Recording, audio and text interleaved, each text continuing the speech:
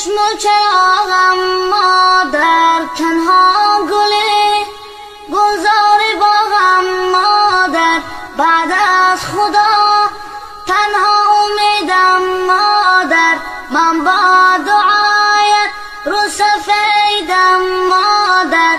مادر پرستار دلم، ای روشنی بخشو چراغ منزلم. مادر پرستار دلم، ای روشنی بخشو چراغ منزلم.